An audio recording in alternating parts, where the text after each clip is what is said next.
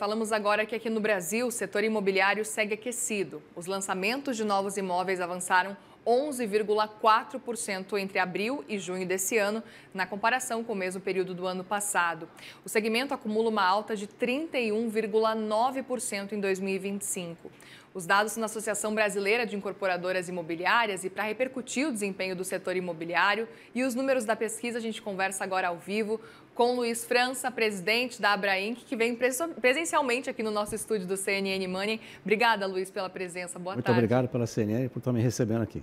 Gostaria muito de entender um pouco mais sobre esses dados. São dados importantes que mostram um pouco mais sobre esse desempenho. Antes de mais nada, queria entender ao que vocês estão acreditando realmente esse aumento. O aumento é muito interessante a gente olhar também o aumento no semestre, né? Tá. Então, quando a gente compara esse semestre com o semestre passado, a gente verifica que houve um crescimento em valor da ordem de 6%, quase 7%.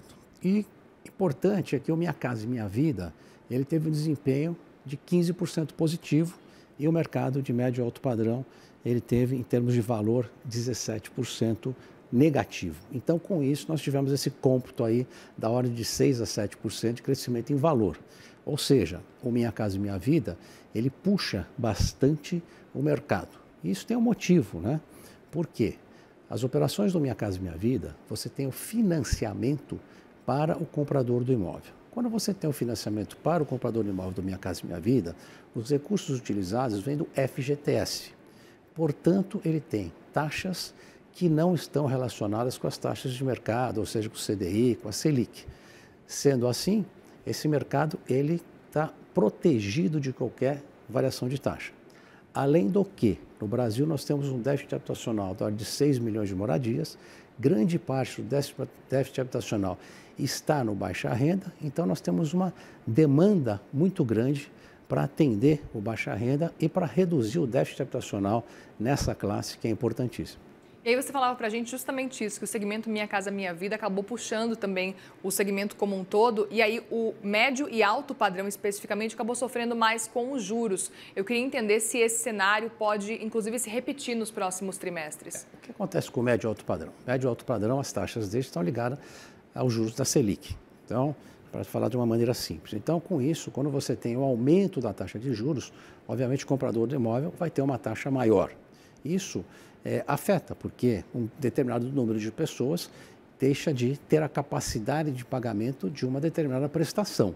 Então, isso é um problema que afeta realmente. A gente vê que em vários países do mundo, quando os juros estão abaixo de 2 dígitos, você tem um grande volume de pessoas comprando imóveis porque eles têm a capacidade de financiar. Então, a taxa de juros é importante. No entanto, mesmo assim, a gente olha um cenário que eu gosto de olhar muito, que é o estoque. E o estoque do médio e alto padrão está em 13 meses. Então, esse é um estoque relativamente baixo, não é um estoque alto. O que mostra o quê? O que mostra que as incorporadoras aqui no Brasil, elas estão saudáveis, com o estoque baixo, e que você tendo qualquer retomada, eles têm capacidade de voltar a fazer lançamentos em maior velocidade. Estão fazendo lançamentos, mas a velocidade poderá aumentar. Então, aqui nós estamos falando de taxa de juros para o mercado de médio e alto padrão. Aí me perguntam, por que ainda tem compra? Muita gente está comprando. Porque tem um fenômeno muito interessante. Nos últimos 5 anos, as pessoas que moravam de aluguel tiveram reajuste de aluguel da ordem de 66%, enquanto você teve uma inflação de 33%. Então, isso também faz com que as pessoas elas decidam sair do aluguel e ir para o Minha Casa e Minha Vida. Então, isso corrobora com uma pesquisa que nós fazemos, a Abrainc junto com a Brain, que mostra que o primeiro motivo das pessoas irem à busca de um imóvel é o aluguel. E 30% dos pesquisados dizem que o aluguel está incomodando e que eles realmente estão procurando um imóvel para comprar. Impressionante, ainda assim eles ficam se movimentando. E aí queria entender além disso, Luiz, porque o estudo mostra que 31,9% dos lançamentos foram feitos aí nesse primeiro semestre de 2025. É um ritmo sustentável na sua percepção, levando em consideração esse período aí de juros altos, de 15%? Olha, é um ritmo sustentável, sim. Quando a gente fala do Minha Casa Minha Vida, ele tem aí uma capacidade enorme, ou seja, que nós temos aí ainda há muitos anos para atender, para reduzir o déficit habitacional. E como eu falei anteriormente, quer dizer, ele é sustentável e é viável, porque quando você tem as incorporadoras com uma saúde saudável, o que acontece? Assim que o mercado voltar, eles têm a capacidade de colocar produtos no mercado, o que vai fazer com que as pessoas tenham produtos para comprar. Então, isso é muito importante. E quando a gente olha o estoque de 13 meses, como eu falei, que é relativamente baixo, isso é importante também, porque mostra que as empresas elas estão com um estoque baixo. Então, isso aí é importante do ponto de vista de estrutura da empresa, e as empresas da Abraim, que elas têm uma estrutura de capital muito forte, grande parte delas são de capital aberto, portanto, elas estão preparadas, tá certo, para qualquer retorno mais agressivo do mercado, quando a gente fala de mercado de médio padrão. Altíssimo padrão é um mercado diferente, ele sente um pouco, mas não depende de financiamento. É um mercado muito específico que, por exemplo, na cidade de São Paulo, você tem ilhas, né? Você tem ruas específicas que as pessoas querem morar e nessas ruas, nessas ilhas que eu chamo, você não tem mais terreno. Então, o que acontece? Você tem uma valorização muito grande dos imóveis, tanto dos imóveis no mercado secundário, como nos imóveis que serão lançados. Aproveito para te perguntar também o que devem te perguntar o tempo inteiro, o que mais falam, a bolha imobiliária. A gente está diante de uma bolha imobiliária, Luiz? Não. O que significa uma bolha? Esse é o conceito, é muito importante, e quando aconteceu nos Estados Unidos, é importante entender o que foi a bolha. Nos Estados Unidos a taxa de juros estava muito baixa, os imóveis estavam subindo. Então, uma pessoa física, ela ia ao banco e tomava empréstimo para comprar 1, 2, 3 apartamentos, taxa de juros baixa, imóvel subindo, o que acontece? Ele vende o imóvel com lucro, paga o empréstimo. Num determinado momento que você teve uma estagnação e uma redução de preços, essas pessoas não tinham mais a capacidade de fazer isso, ganhar esse dinheiro. Então, quando acontece isso, o quê? As pessoas têm que vender rapidamente os imóveis, onde você cai, perde valor. Então, essa é o fenômeno da bolha. Esse que se torna a bolha em qualquer ativo, não só no ativo aqui do mercado imobiliário. Portanto, nós não temos esse fenômeno aqui no Brasil. A gente vê que claramente as pessoas compram imóvel para uso próprio, para moradia ou para alugar. Então, eu não vejo bolha nenhuma. Aliás, é muito interessante, tem uma pesquisa da Numbeo. Essa pesquisa ela pega metro quadrado em dólar em diversas cidades do mundo. E a cidade de São Paulo está lá em número 270 na pesquisa, ou seja, a gente tem 269 cidades ainda com preço metro quadrado acima da cidade de São Paulo. Por isso, eu vejo que haverá, sim, ao longo do tempo, com a melhora da economia brasileira, uma correção dos valores dos imóveis. Perfeito. Aproveito para te perguntar também, olhando para esse cenário do relatório, que também aponta uma necessidade de ampliar e diversificar as fontes de funding. Quais são, nesse caso agora, o que vocês têm debatido, olhando para alternativas para discutir também esse cenário?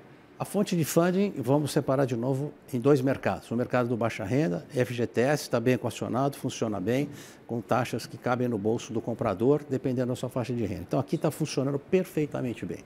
E, quando a gente fala do mercado de médio e alto padrão, a tradicional fonte de funding para o mercado de médio e alto padrão era a famosa cadeia de poupança, aonde o poupador hoje recebe TR mais uma taxa de juros. Como essa taxa de juros ela é muito baixa, então os bancos conseguem colocar o spread e oferecer dinheiro, por exemplo, a TR mais 9, TR 9,5, tranquilamente. O que aconteceu? A cadeia de poupança ela não tem mais dinheiro para emprestar. Então, quando ela não tem mais dinheiro para emprestar, o que ela tem que fazer?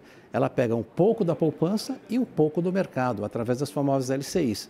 Então, você tem custos diferentes, tá certo? Um custo de mercado, uma LCI, como todo mundo sabe, ela paga um percentual do CDI, então nós estamos falando aí de 15% menos alguma coisa, tá? E o dinheiro da cadeia de poupança. Então, esse mix faz com que a taxa seja mais alta do que era antigamente. Então, isso é um problema que nós temos. No entanto, a cadeia de poupança é um mecanismo que ainda tem um volume bastante grande de dinheiro.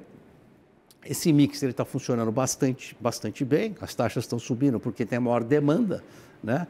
Agora, o que a gente olha é para o futuro. Para o futuro, a gente tem que olhar o quê? Um mercado com taxa de juros mais baixas, um mercado comportado, onde os investidores passam a investir de longo prazo.